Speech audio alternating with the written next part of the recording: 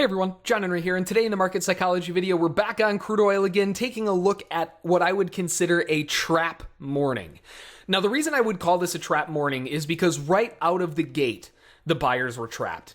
We had a very small gap lower, and the probability with this small of a gap to fill the gap is very, very high because it's only a few ticks. There will be a lot of buyers that look to get in just for a quick little scalp to finish off that gap.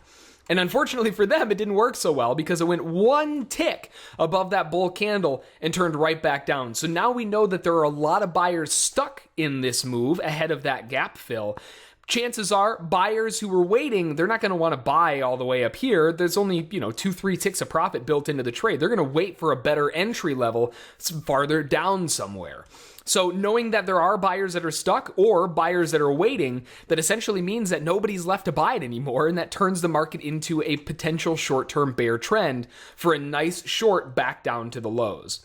Now, this is where the buyers begin to gain a little bit of interest again. They have reason now to say, well, if I were to buy down here, given a good enough reason, now I have room to make some profit on the run back up. So you start seeing some buying pressure coming back in, and that allows for a halfway decent buy move back up. Now, the reason I don't have a buy marked here is because this strong breakdown from the sellers gives us a really big clue. We need to see the sellers maintain this strength, and if the buyers cannot close above this high, then they have a really big problem.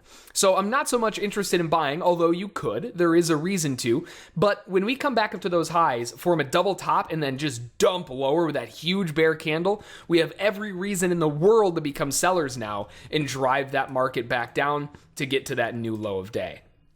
Now, in this case, we've gone from essentially a move up to a move down to a double top, and we're back down again. Very reminiscent of a range, right? We're looking very range bound, and that gives us a pretty big hint that, well, maybe instead of continued selling, we should probably buy down here, looking for a rally back up towards the highs, but being a little bit cautious because the bears obviously have some slightly stronger control. They're not letting the buyers get what they're looking for, and that's a big clue that we should be a little heavier on the sell side, but we can still buy low of the range. And that gives us a beautiful reason to become buyers down here just for a pop back up at the very least to the moving average, but the ultimate target would be back up towards those highs to retest that double top, turn it into a triple top, maybe break higher.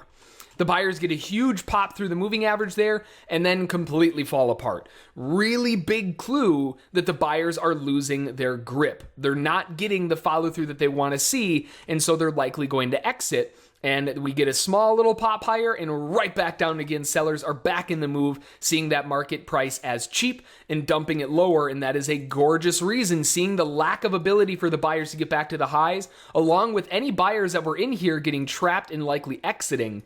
That's a big clue to get into the short side, and we get a breakout and then another breakout back to the downside, two-legged move lower, and the sellers are still in this. They're not even letting the buyers get much of a pullback at all before they're shoving it back down again. So we've turned from a slight range on the morning, which we might end up coming back to, into a short-term bear trend, and that shift is going to catch a lot of bulls off guard. So we know that a lot of bulls are trapped and a lot of sellers are continuing to sell. We should have a bear market for a little while on our hands here. So beautiful combination of technical analysis in combination with market psychology. Can't ask for a much better 1-2 punch than that. And following those two together gave you some beautiful opportunities today. So that's going to do it for me. Hopefully you found it useful. Hopefully you found it interesting.